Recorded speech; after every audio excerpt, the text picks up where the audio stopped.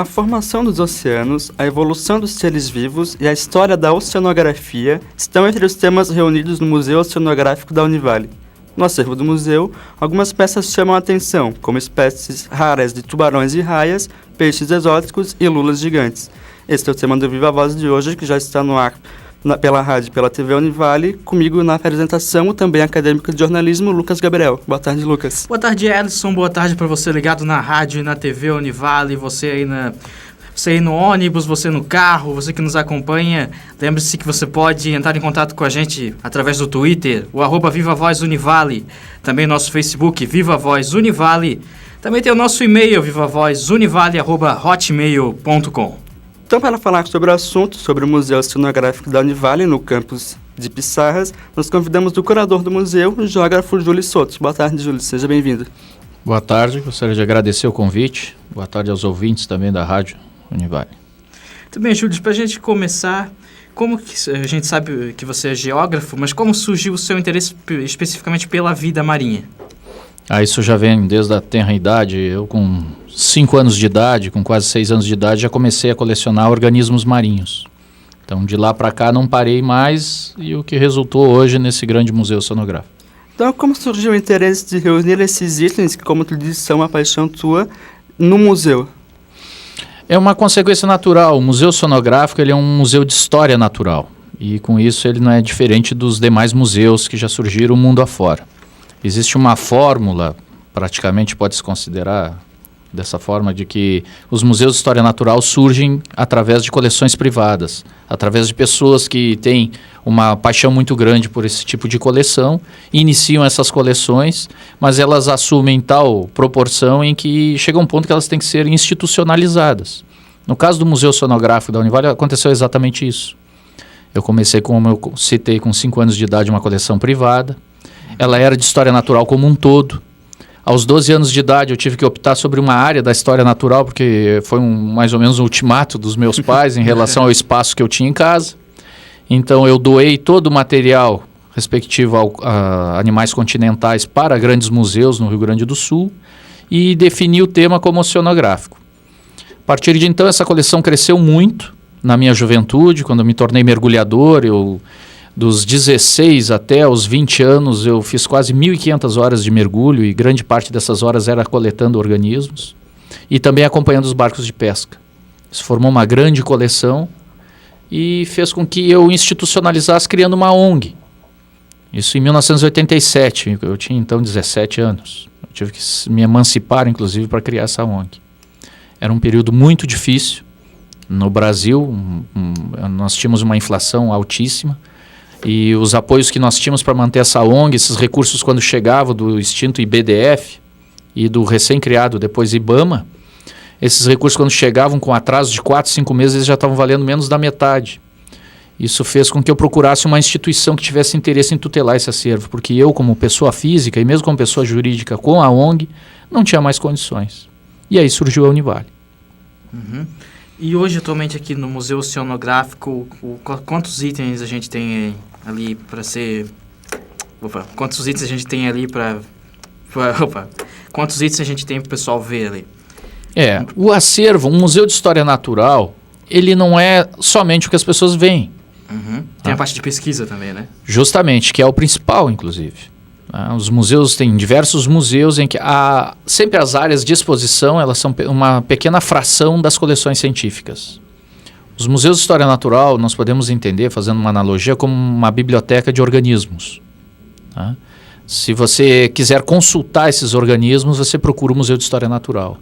A nossa biodiversidade é gigantesca no país e, se nós levarmos isso em consideração, o número de coleções é muito pequeno e o número de organismos nessas coleções é menor ainda. E havia uma carência muito grande nas coleções, em nosso país, nas coleções oceanográficas. Então, animais que eram inclusive comuns na nossa costa, não existiam exemplares depositados em museus.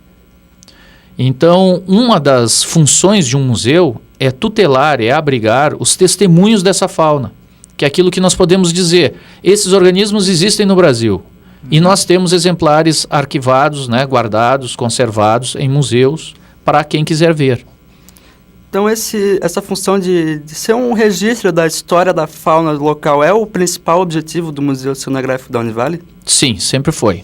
Por se tratar de um museu universitário, nós sempre cuidamos isso. O principal objetivo da academia é o conhecimento. Sempre. E nós não podemos nos desvirtuar disto, né? Nós temos uma função na universidade, que é educar e formar, né? Pesquisar. A extensão hoje é praticamente um alicerce das grandes universidades. As universidades de verdade veem a pesquisa como um dos pés de um tripé fundamental, tá? Então, o Museu Oceanográfico ele veio preencher, sim, uma lacuna importante, que é trazer para a universidade essa ideia de acervo, né? Essa responsabilidade de tutela, de curadoria e principalmente de destaque, porque só as grandes universidades do mundo e as mais conceituadas do mundo possuem acervos científicos, tá? E a universidade é uma delas. Nós temos hoje, através do Museu Oceanográfico da Univale, nós podemos considerar que a Univale está entre as 5 principais do Brasil. Uhum. Qual é o tamanho desse museu com relação a outros museus ali? Qual é o tamanho do seu acervo? O acervo hoje ele tem mais de 250 mil peças, se for considerar várias coleções, né? Uhum. Só que nós temos que levar em consideração que diversos organismos considerados comuns nós não priorizamos porque nós não tínhamos um espaço adequado na época. Eram organismos que nós poderíamos obter em um outro momento. Então nós priorizamos aqueles organismos que eram mais raros, que eram mais difíceis e que exigiam um esforço de coleta muito maior.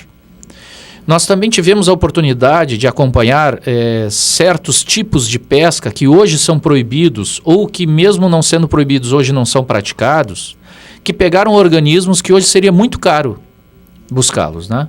Esses organismos estão na coleção da Univale. Em relação à proporção, que é a pergunta que tu havia feito, do que vai estar exposto e o que nós temos na coleção, uma exposição muito dificilmente ela atinge 7 a 8% do acervo de um museu. Muito dificilmente. O Museu Oceanográfico da Univale não vai ficar diferente disso, talvez até bem menos. Né? Talvez fique aí entre expostas cerca de 2.000 a 2.300 peças de um acervo de 250 mil peças. Isso quer dizer o quê? Que a Univale teria condições de montar diversos museus, diversas coleções, né, expostas. Então, que tipos de peças fazem parte do acervo do museu? Principalmente organismos marinhos. Nós temos outras coleções também, que nós temos uma pretensão de se criar espaços, né, como de paleontologia, de arqueologia e história naval, várias áreas. Nós temos diversos acervos, né, associados ou da própria universidade. Agora, dentro do Museu Oceanográfico Univale, a coleção é basicamente de organismos marinhos. Então, nós procuramos uma representação, uma representatividade dos oceanos a mais completa possível. Então, vai ser um grande diferencial do Museu Oceanográfico da Univale isso, que todos os principais grupos de organismos marinhos que existem no nosso planeta e que são conhecidos vão estar representados no museu. Isso é muito raro, né? No Brasil não há nenhum museu com essas características, eu posso dizer até na América Latina. Como que é o trabalho de conservação desses itens do museu? Cada tipo de coleção tem as suas peculiaridades, suas particularidades. Nós vimos uma necessidade de que nós tínhamos que buscar métodos e meios para conservar animais que até então nunca tinham sido conservados. Já é comum, né, se observar mamíferos marinhos, por exemplo, através de esqueletos. Se viaja para a Europa ou para a América do Norte, para onde quer que for, os mamíferos marinhos geralmente estão representados através de esqueletos, os golfinhos, os botos, as toninhas, as baleias. E já no início dos anos 90, nós procuramos desenvolver técnicas para conservar esses animais inteiros. E fomos desenvolvendo essas técnicas na base do acerto e do erro. E hoje nós temos uma coleção de mamíferos marinhos que vai ser possível, sim, mantê-los inteiros em caixas de vidro. Porque também essa artificialidade dos museus, aí particularmente eu questiono muito. Eu não gostaria que um museu universitário mostrasse os organismos marinhos de resina ou de plástico, como diversos outros museus que nós visitamos mundo afora. Porque nós sabemos que o efeito perante o público, mesmo uma criança que está diante de um golfinho, ela estar diante de um golfinho de plástico é uma realidade. Ela estar diante de um golfinho de verdade, um golfinho de fato, é bem outra. Aí vem a questão da alma do museu, do relito, né?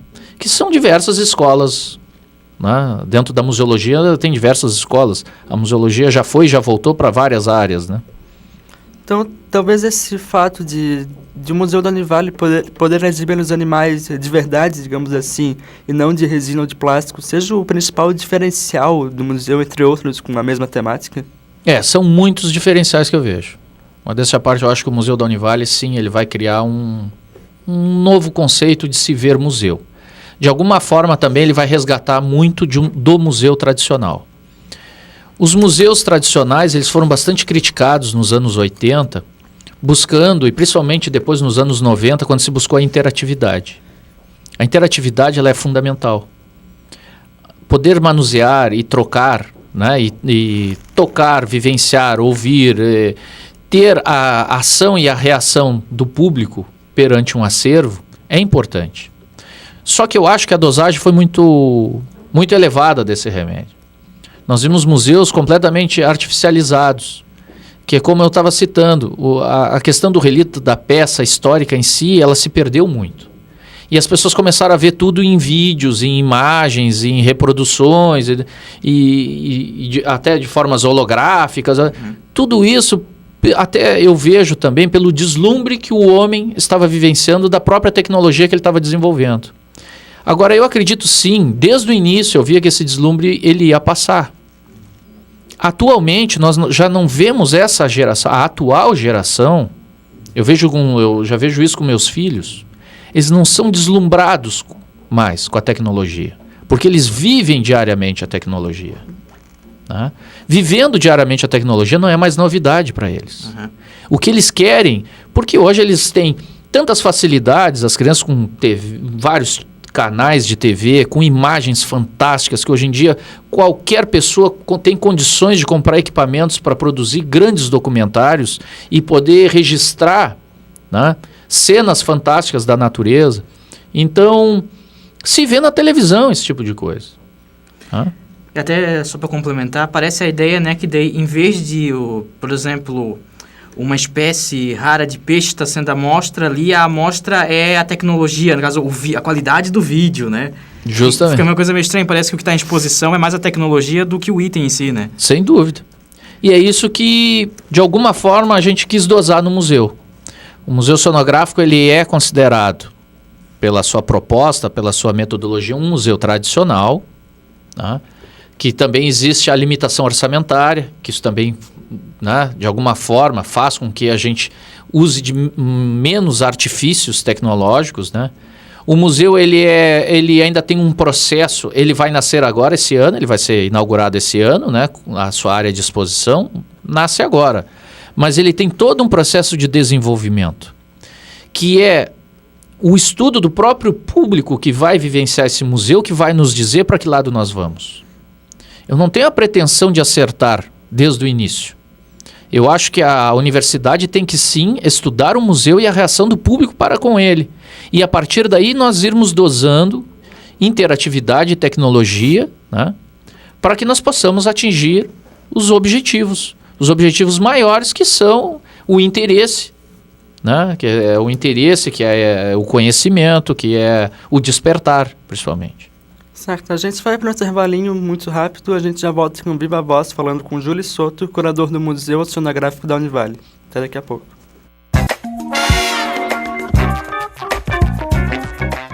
Então, Júlio, teve algum item que foi difícil ou que seja raro que vai estar em exposição no museu? Milhares. Pode citar algum exemplo do mais difícil ou mais raro? Difícil é uma coisa muito relativa, assim, pela condição em que ele foi obtido, né? Tem animais que são muito raros, que no Brasil só apareceu um ou dois, e esses, às vezes os dois estão ali no museu, né? Então, por serem raros, e outros pelo método da captura ser raro. Foi uma oportunidade de conseguir embarcar naquela embarcação que ia fazer aquele tipo de pesca naquele local. Então, são muitas peças raras, tem muitas peças que vieram de viagens do exterior comigo e que eu me incomodei bastante para trazer, caixas com cheiro de formol e coisas do tipo, embarques com barcos de pesca sem condições, né, com condições desumanas e a gente até correndo risco de morte, né? Então, isso acontece a todo momento, assim, quando tu está montando um acervo desse tipo. Uhum. Tem também as gratas surpresas e recebíamos ligações, íamos ver o que era e nos deparávamos com algum cetáceo muito raro, um tipo de golfinho ainda não registrado aqui no estado ou mesmo no Brasil, né? Então, é um processo realmente lento. Eu posso dizer assim, várias pessoas consideram que o Museu Sonográfico está demorando para inaugurar. Né? Para quem é da área de história natural e pelas condições em si, pelo tamanho da equipe, pelo tamanho da estrutura e tal, o Museu Sonográfico realmente ele é um recorde. O Museu Sonográfico da Univale ele está batendo um recorde. Porque ele teve a sua gênese, apesar da minha coleção privada ter vindo para cá, mas ele teve sua gênese na Univale em 1993. Então ele tem 21 anos montando esse acervo e se tornou o segundo maior museu sonográfico do mundo.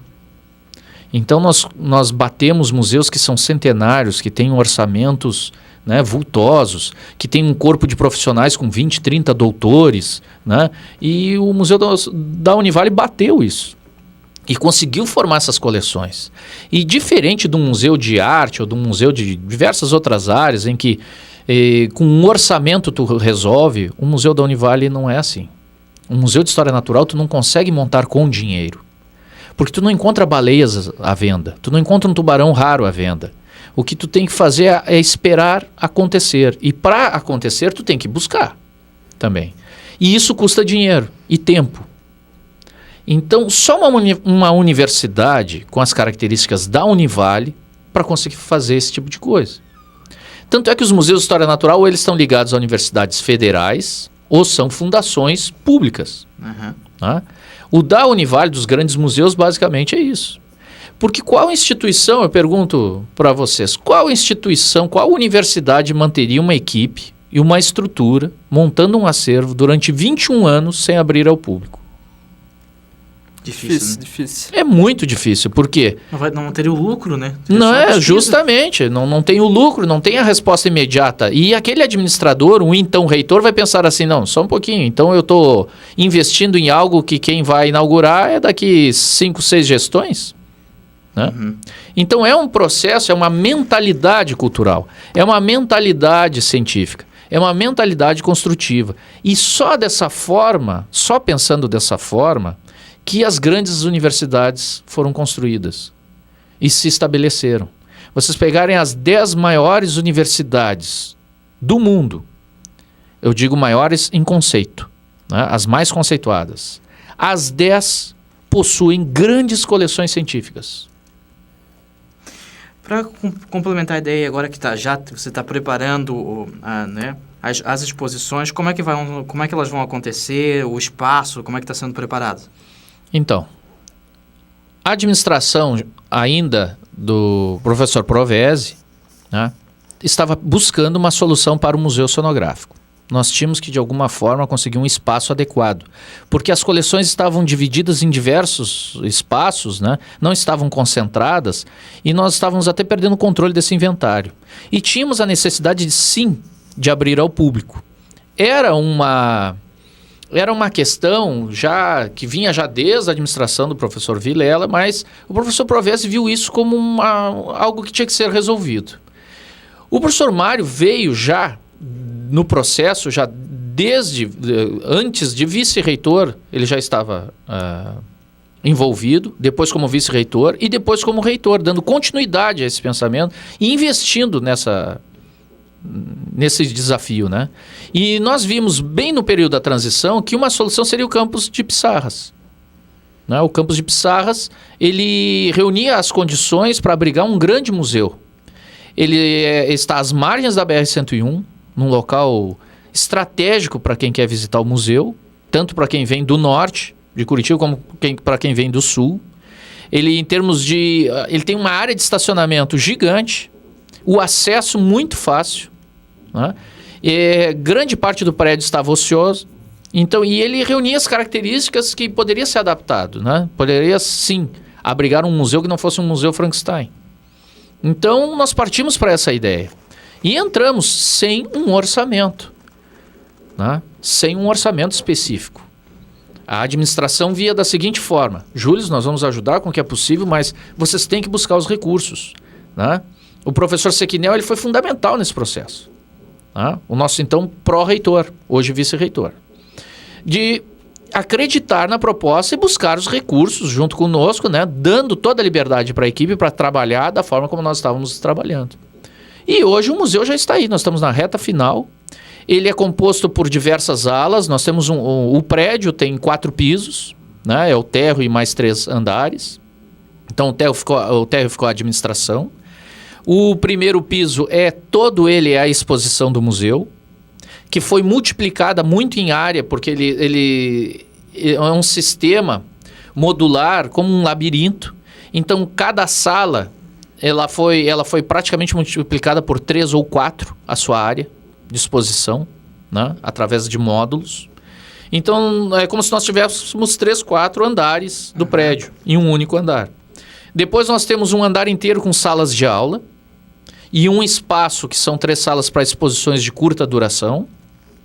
Essas salas de aula vão ser utilizadas pelas próprias escolas que vão visitar o museu, que vão ter todo um trabalho pedagógico. As crianças vão visitar o museu, depois vão trabalhar o que viram junto com os professores nessas salas de aula. Essas salas de aula também vão ser utilizadas em eventos, congressos, simpósios, encontros ligados à área oceanográfica, marinha, né? Áreas correlatas. Também vão ser utilizadas em mini cursos e cursos, né, de extensão que nós queremos fazer durante o ano. E depois nós temos mais um piso. Esse piso inteiro é de coleções científicas e laboratórios. Então nós montamos um ótimo laboratório, todo com estrutura de aço inox, com um laboratório realmente invejável em termos dos museus que eu já visitei no mundo todo. E as coleções todas foram abrigadas e finalmente nós conseguimos reunir todas as coleções num único local. Então os primeiros 2, 3 anos da montagem do museu praticamente foi de inventário e de levantamento de toda e do preparo e higienização de toda a coleção. É basicamente isso que o museu está... Trabalhando agora? Isso. Tudo bem, vou aproveitar agora que mudar um pouquinho de assunto, aproveitar que logo mais teremos o OPA. Para quem está nos ouvindo aí, está ainda na dúvida do que quer cursar, o que precisa, as características básicas para trabalhar com o oceano? A oceanografia, ela é um mosaico, né? Ela não é uma ciência como nós estamos acostumados a ver. A oceanografia, ela tem diversas áreas dentro de uma área só. O oceano é um mundo, gente. Nós temos que pensar dessa forma. É um mundo que não é o nosso mundo. E dentro desse mundo tem todas as áreas possíveis. Tem as áreas de etologia, de comportamento, tem as áreas de geologia, tem a área de química, tem a área de física, tem a área da biologia, tem as áreas de tecnologia específicas, tem as áreas de farmacologia associadas à oceanografia. Então, a oceanografia, ela é um mosaico. As pessoas imaginam que a oceanografia, eu vou para lá e vou estudar os organismos marinhos e o mar propriamente dito. E não é bem assim. Hoje em dia pode-se pesquisar com praticamente tudo, né? Praticamente tudo. Então, como está o mercado de trabalho para o profissional da oceanografia? Como todas as demais áreas no Brasil. Hoje em dia, o mercado de trabalho ele é ótimo para todo aquele que for competente e todo aquele que colocar na cabeça de que existe uma carência de mão de obra em absolutamente todas as áreas. E o que se espera é um bom profissional. O que os profissionais, de uma forma geral, estão esperando é o salário, é a oportunidade, o emprego. E o que eu acredito que tem que ser feito o que tem que se buscar não é o dinheiro, não é o salário, é o trabalho, né? O trabalho sim que vai propiciar isso. Porque espaço hoje nós temos em todas as áreas. Todas as áreas estão muito boas e todas as áreas estão muito ruins. Depende muito de quem está procurando.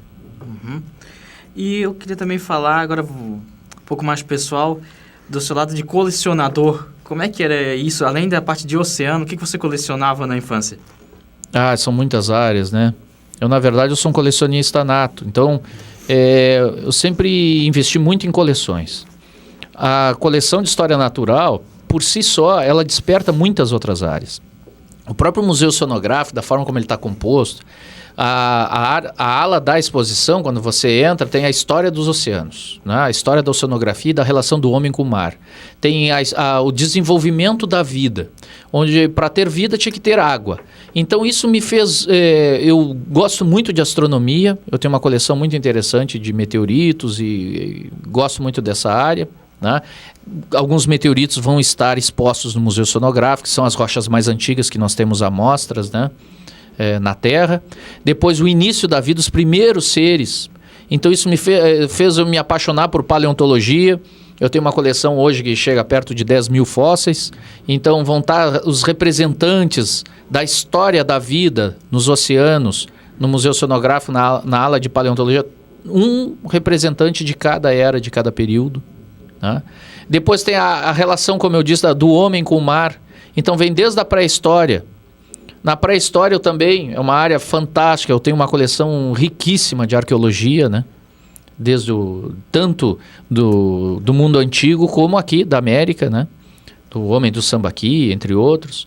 Então são várias coleções. Essas coleções são coleções particulares, mas eu vejo que foi criado um instituto, né? Nós temos hoje um instituto para tutelar esse acervo, mas eu vejo a universidade como fundamental para dar continuidade a esse processo, né? A universidade, por sua característica jurídica, por sua perpetualidade em relação à sua proposta, ela sim tende a um dia abrigar todas essas coleções através de museus.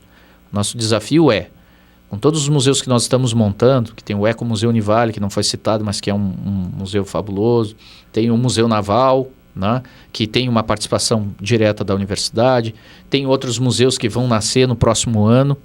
Nós vamos, num curto espaço de tempo, eu acredito que pelo menos mais uns 3 anos, nós vamos ter criado no estado de Santa Catarina a maior rede de museus, tá? Vai ser o maior complexo cultural que foi criado por uma instituição privada, tá? E a universidade está nesse processo, ela tem esse desafio e ela vai ser, sim, um dos atores, né?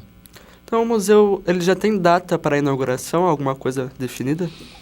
Desde o início nós enfrentamos diversos problemas com fornecedores, das mais variadas ordens, né? Nós tivemos agora, recentemente, um problema muito bem fechado com os grandes tanques.